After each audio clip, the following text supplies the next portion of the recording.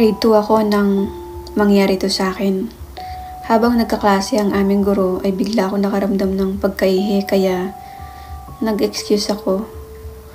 "Ma'am, may I go out?" Sumagot naman ito ng sure. At dahil nasa third floor ang mga CR at nasa first floor ako kaya kailangan ko pang umakyat. Nang nasa second floor na ako, ay nakarinig ako ng batang umiiyak sa isang classroom na bakante. Pero hindi ko masyadong pinagtuunan ng pansin. Nang nasa third floor na ako ay nakita ko ang teacher namin na nagtuturo lang kanina sa classroom. "Ay ma'am, andyan po pala kayo?" Ngunit hindi niya ako pinansin. Pagkatapos kong umihi ay bumaba agad ako. Sa second floor ng building namin ay may isang malaking salamin. May nakasulat dito, "Tulong."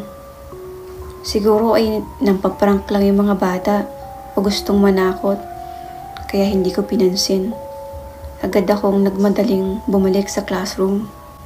Nang patapos ng klase ay kinausap ko ang guro namin.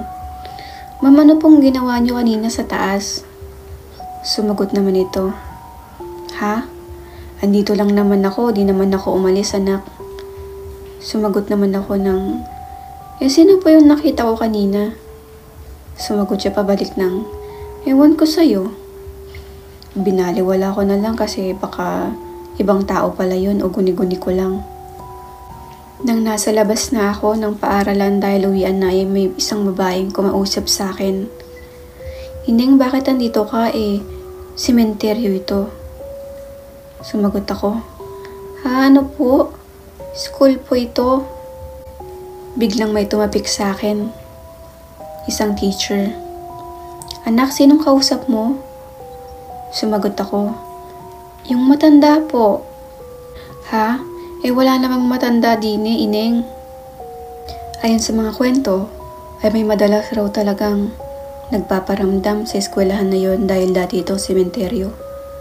Nanggagaya ito ng mga anyo ng guro.